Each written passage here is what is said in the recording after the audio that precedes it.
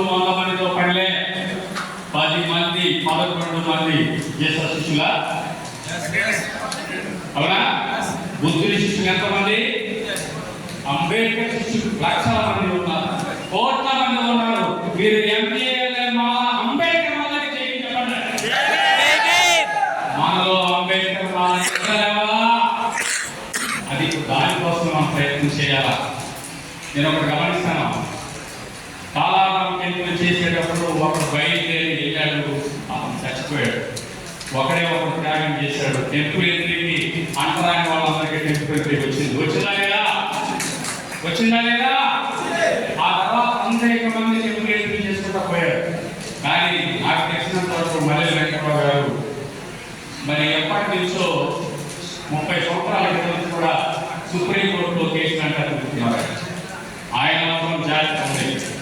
నిజాయితీగా పనిచేసే మహామహానాడు లేనలు అంతర్జాతీయ కావచ్చు, రాష్ట్ర పార్టీ కావచ్చు, లేదా కేంద్ర కావచ్చు, యూనివర్సిటీ కావచ్చు, వాళ్ళ అవసరం జాగ్రత్త ఉంది. దయచేసి మనల్ని తగ్గించుకోవాలి.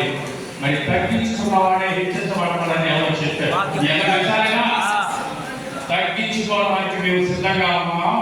తగ్గించుకునే అవకాశం అంబేద్కర్ వాళ్ళు చేయండి చెప్పండి.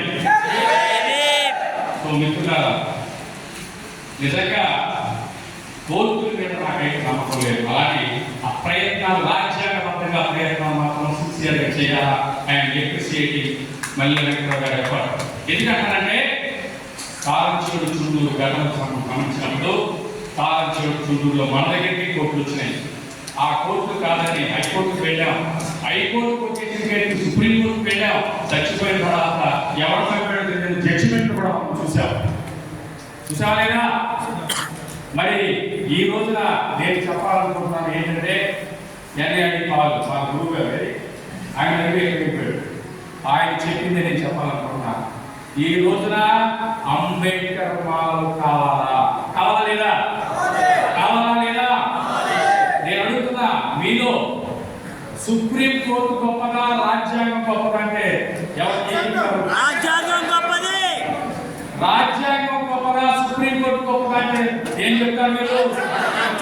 అలాగే రాజ్యాంగం గొప్పదా, పార్లమెంట్ గొప్పదా అంటే ఏం చెప్తారు మీరు?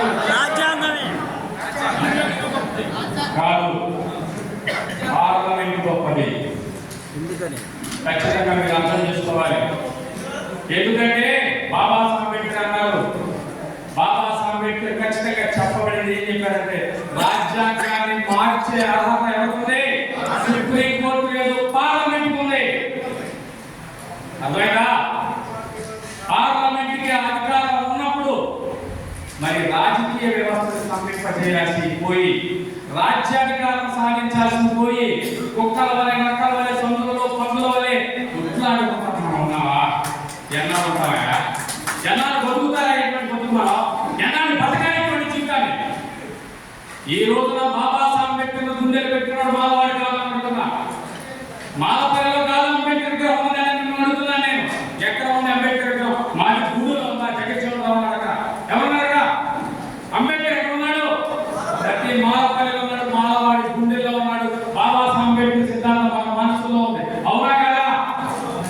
కానీ డిసెంబర్ 6న ఏప్రిల్ 14th మాత్రమే నిద్రలేస్తుంది ఆ సిద్ధాంతం.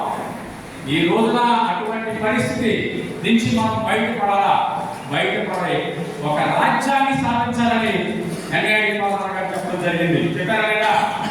ఈ రోజున ఈ దేశంలో, ఈ రాష్ట్రంలో పల్లెని కాపాడేవాడు మల్లవాడు మల్లడు.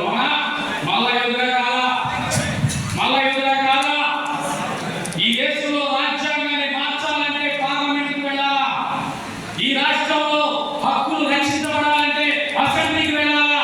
ఈ ఊరిని కాపాడే మల్ల యోధులు, గ్రామాన్ని కాపాడే మల్ల యోధులు, మల్లా రాజ్య స్థాపన అంబేద్కర్ యోధులు మల్లా రాజ్య స్థాపన కోసం ప్రయత్నం చేయాలా?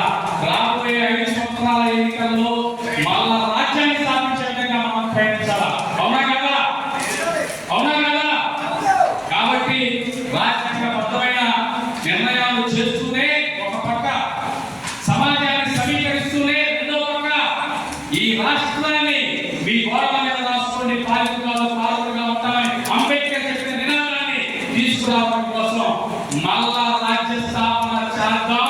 ఏం మా రాజ్యం అంబేద్కర్ రాజ్యం అవునా కదా? అవునా కదా? చెప్పండి. మళ్ళా రాజ్యం జై భీమ్ చెప్పండి. మళ్ళా రాజ్యం అంబేద్కర్ రాజ్యం. దయచేసి పెద్దలు అనేక అనుభవం చేస్తా ఉంటారు, అనేక అవమానాలు ఉంటారు, వాళ్ళు మీకు తెలుసు. అనేక చేతులు ఉంటారు. 30 సంవత్సరాల నుంచి ఈయన కోర్టు కలిస్తే ఈ పార్టీకి ప్రయత్నం కదా. కోపంతో